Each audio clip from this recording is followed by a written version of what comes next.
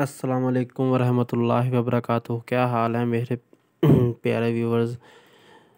On line news میں every country on line news میں ہم آپ کو خوش آمدید کہتے ہیں، جس میں ہمارے پاس آج کی تازہ خبر ہے کہ 2 خبریں ہیں۔ مسجد نبوی کی چھت پر نمازیوں کی علیحدگی کی اجازت دے دی۔ جیسا کہ آپ کو آج کل پتہ ہے کہ کرونا کی بڑھتی ہوئی صورتحال کے پیش نظر امام کعبہ مسجد میں بہت سارے نمازی ہونے کے باوجود نمازیں ادائیگی کرنے میں بہت مشکلات آتی، جس کی وجہ سے مسجد نبوی کی چھت پر نماز کی ادائیگی کی اجازت دے دی گئی ہے۔ الحمدللہ مسجد نبوی کی چھت نمازیوں کے لیے کھول دی گئی ہے۔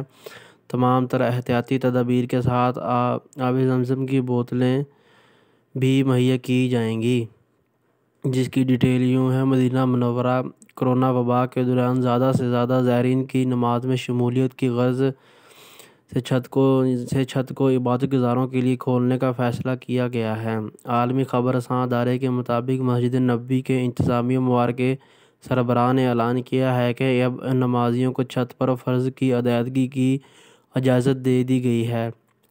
اب عبادت گزار فجر، مغرب، عشاء اور جمعہ کی نماز چھت پر ہی پڑھ سکتے ہیں۔ یہ فیصلہ کرونا وبا پیش نظر رکھتے ہوئے کیا گیا ہے۔ مسجد نبوی کی چھت میں لگ بھگ 10,000 نمازیوں کی جگہ ہے، جبکہ کرونا احتیاطی کے پیش نظر داخلی راستوں پر جراثیم کش اسپرے، گیٹ درجہ حرارت چیک کرنے والے کیمرے اور اہلکاروں کو تعینات کیا گیا ہے۔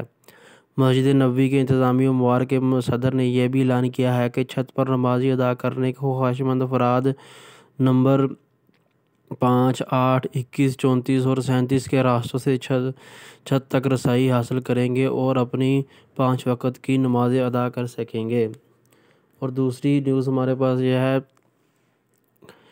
کہ نیب، آپ سب جانتے ہوں گے کہ مولانا کو نیب نے حراست میں لے لیا ہے، جس کی وجہ سے JUI کا موقف سامنے آ گیا ہے اور انہوں نے اپنے سوالات کو جواب دیتے ہوئے ٹکڑے ٹکڑے ہو جائیں گے لیکن نیب کے سامنے پیش نہیں ہوں گے۔ سینیٹر عبدالغفور حیدری، جیسا کہ آپ سب کو معلوم ہے کہ کچھ دنوں سے PDM کے اختلافات سامنے آ رہے ہیں اور ان کے پیش نظر ان میں کچھ ٹکڑے ٹکڑے ہونے کے بھی باتیں سامنے آئی ہیں، جس کی وجہ سے نیب نے JUI کے صدر کو ان کے اثاثہ جات کی بنا پر نیب میں پیش ہونے کے لیے درخواست دی تھی، جس کی وجہ سے چیئرمین سینٹ اور جمعیت علماء اسلام فے کے رہنما عبدالغفور حیدری نے کہا ہے کہ ہم ٹکڑے ٹکڑے ہو جائیں گے لیکن نیب کے سامنے پیش نہیں ہوں گے۔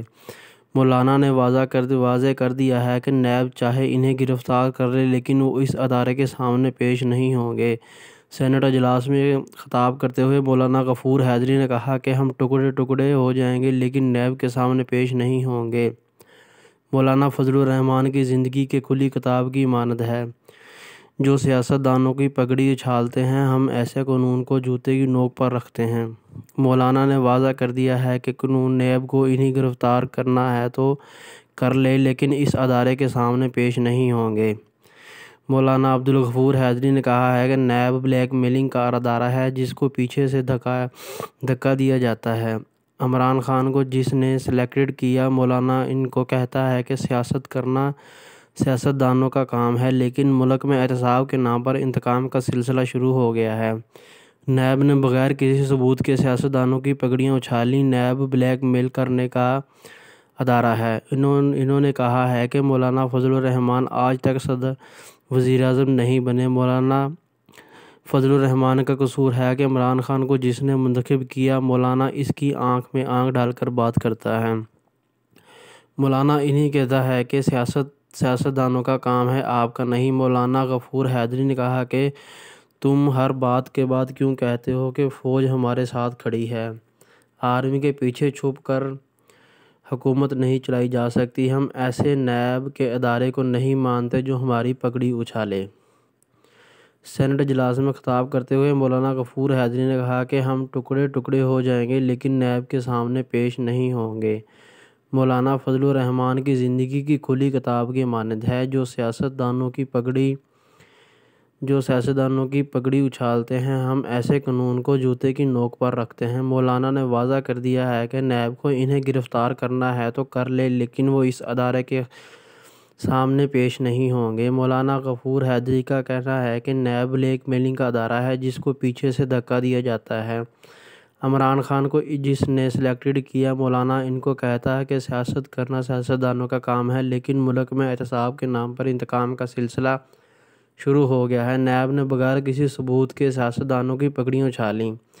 نیب بلیک میلنگ کرنے کا ایک ادارہ ہے۔ انہوں نے کہا کہ مولانا فضل الرحمان آج تک صدر وزیر اعظم نہیں بنے۔ مولانا فضل الرحمان کا قصور یہ ہے کہ عمران خان کو جس نے منتخب کیا، مولانا نے اس کی آنکھ میں آنکھ ڈال کر بات کی۔ مولانا بھی کہتا ہے کہ سیاست سیاستدانوں کا کام ہے، آپ کا نہیں۔ مولانا عبدالغفور حیدری نے کہا کہ تم ہر بات کے بعد کیوں کہتے ہو کہ فوج ہمارے ساتھ کھڑی ہے؟ آرمی کے پیچھے چھپ کر حکومت نہیں چلائی جا سکتی۔ ہم ایسے نیب کے ادارے کو نہیں مانتے جو ہماری پگڑی اچھالے۔ جیسا کہ ویورز آپ سب جانتے ہیں کہ مولانا ہر صورت کہتے ہیں کہ ہم نیب کے سامنے پیش نہیں ہوں گے، جو ہم سے ہوا ہم کریں گے۔ لیکن آپ سب لوگوں کو بتاتا چلوں کہ یہ پاکستان کے سب سے بڑے دشمن اور ڈاکو ہیں۔ جب یہ اپنی حکومت میں ہوتے ہیں تو کسی نیب کو نہیں مانتے۔ یہ سب جو کیس ہیں انہی کے حکومت میں بنائے ہوئے ہیں، لیکن جب یہ ان کے اوپر ہاتھ ڈالا جاتا ہے تو یہ کہتے ہیں کہ یہ سب عمران خان اور ہماری ڈکٹیشن نے کیا ہے، اور ان سب کو صرف منی اسٹیبلشمنٹ سے مسئلہ ہے، کیونکہ ان کو پتہ ہے کہ اگر اسٹیبلشمنٹ نے ان کے ساتھ ہاتھ نہیں ملایا تو عمران خان ان کی آنے والی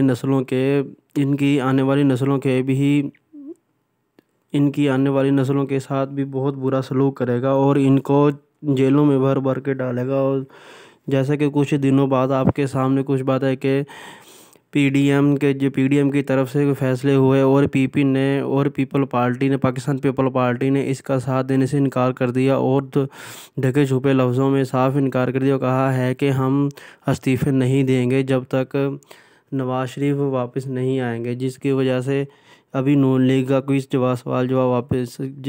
کا کوئی بھی جواب نہیں آیا۔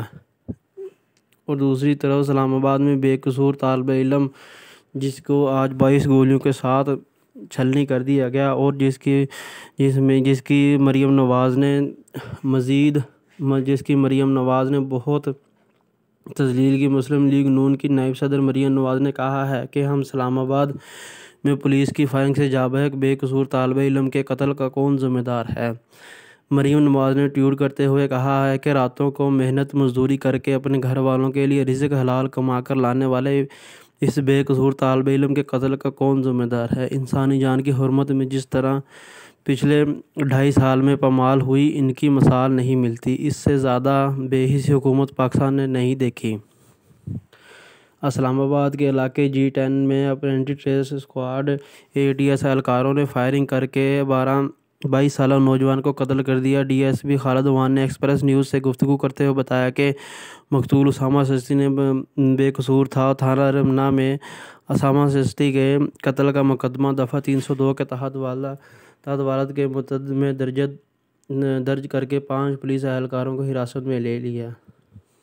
تو ناظرین، یہ تھی ہماری نیوز آج کے ساتھ، اور آپ کو امید کرتا ہوں کہ آپ کو بہت اچھی لگی ہوگی۔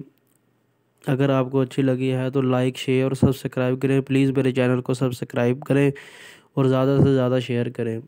پلیز میرے چینل کو سبسکرائب کریں۔ Thank you.